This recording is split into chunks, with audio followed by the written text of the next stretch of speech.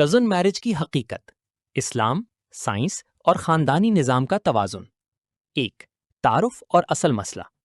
سید مزمل صاحب نے cousin marriages کے حوالے سے جو اعداد و شمار اور طبی خدشات پیش کیے وہ اپنی جگہ اہم ہیں اور معاشرے میں زبردستی کی شادیوں یا جاہلانہ رسومات کی حوصلہ شکنی ہونی چاہیے، لیکن اس پورے ڈسکورس میں سکے کا دوسرا رخ یعنی اسلامی حکمت، خاندانی نظام کی مضبوطی اور خود میڈیکل سائنس کے متوازن قوانین کو نظر انداز کر دیا گیا۔ ہمیں یہ سمجھنا ہوگا کہ اسلام نے نہ تو کزن میرج کو فرض قرار دیا ہے اور نہ ہی اسے ممنوع کیا ہے۔ اسلام ایک دین فطرت ہے جس نے ہر معاملے میں انسان کو انتخاب کی آزادی دی ہے۔ 2. اسلامی نقطۂ نظر اور اسوہ حسنہ۔ اگر ہم تاریخ اسلام کا مطالعہ کریں تو ہمیں کزن میرج اور خاندان سے باہر شادی دونوں کی بہترین مثالیں ملتی ہیں۔ یہ اس بات کا ثبوت ہے کہ اصل معیار تقویٰ اور باہمی رضامندی ہے، نہ کہ صرف خاندان کے اندر یا باہر ہونا۔ نبی کریم صلی اللہ علیہ وسلم کا عمل۔ رسول اللہ صلی اللہ علیہ وسلم نے خود اپنی بیٹی سیدہ فاطمہ الزہرا رضی اللہ تعالی عنہا کا نکاح اپنے چچا زاد بھائی حضرت علی رضی اللہ تعالی عنہ سے کیا۔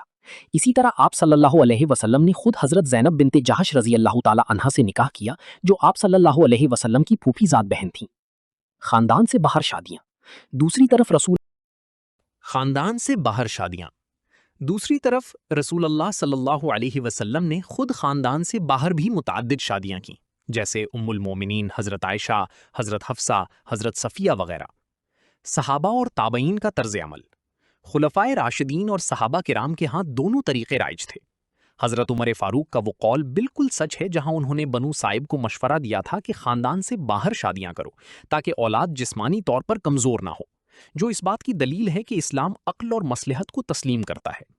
ائمہ کرام جیسے امام شافعی اور امام احمد بن حنبل نے بھی یہی فرمایا کہ اگر کسی خاندان میں جینیاتی بیماریاں مسلسل چل رہی ہوں تو وہاں خاندان سے باہر شادی کو ترجیح دینی چاہیے۔ 3. جینیاتی منطق، اندرونی بیماری بمقابلہ نامعلوم خطرات۔ اب بات کرتے ہیں میڈیکل سائنس اور منطق کی، جس کا ایک رخ ویڈیو میں پیش نہیں کیا گیا۔ معلوم جینیاتی ہسٹری۔ جب کزنز بچپن سے ایک دوسرے کو جانتے ہیں تو خاندان کے تمام عیب، خوبیاں اور بیماریاں جیسے شوگر، بلڈ پریشر یا تھیلیسیمیا سب کے سامنے واضح ہوتی ہیں۔ اگر خاندان میں کوئی موروثی بیماری نہیں ہے تو کزن میرج سے بیماری پیدا ہونے کا خطرہ عام شادیوں جتنا ہی ہوتا ہے۔ خاندان سے باہر کی نامعلوم خطرات۔ دوسری طرف جب آپ خاندان سے بالکل باہر کسی اجنبی سے شادی کرتے ہیں تو آپ کو ان کی نسل در نسل چلی آنے والی پوشیدہ جینیاتی بیماریوں، نفسیاتی مسائل یا خاندانی ہسٹری کا کوئی علم نہیں ہوتا۔ ثقافتی اور اخلاقی ہم آہنگی۔ کزن میرج کا سب سے بڑا فائدہ یہ ہے کہ دونوں پارٹنرز ایک ہی کلچر، اقدار اور ماحول میں پلے بڑے ہوتے ہیں۔ اجنبی خاندانوں میں اکثر طلاق کی بڑی وجہ کلچرل شوق اور اخلاقی اقدار کا نہ ملنا ہوتا ہے۔ بہترین حل۔ سائنس کا حل شادی پر پابندی نہیں بلکہ پری میرج جینیاتی ٹیسٹنگ ہے۔ اگر ٹیسٹ کلیئر ہیں تو کزن میرج میں کوئی طبی برائی نہیں ہے۔ 4. مغربی ممالک کی مثال، خاندانی نظام کا زوال۔ ویڈیو میں امریکہ، چین، ناروے اور سویڈن جیسے ممالک کی مثالیں دی گئیں کہ وہاں کزن میرجز پر پابندی ہے، لیکن کیا ان ممالک نے کزن میرج پر پابندی لگا کر اپنا خاندانی نظام بچا لیا؟ حقیقت اس کی برعکس ہے۔ مغرب میں تنہائی کا بحران۔ ان ممالک نے انفرادی آزادی کے نام پر خاندانی نیٹ ورکس یعنی کنشپ کو ہی تباہ کر دیا۔ آج وہاں طلاق کی شرح 50% سے زیادہ ہے، ناجائز بچوں کی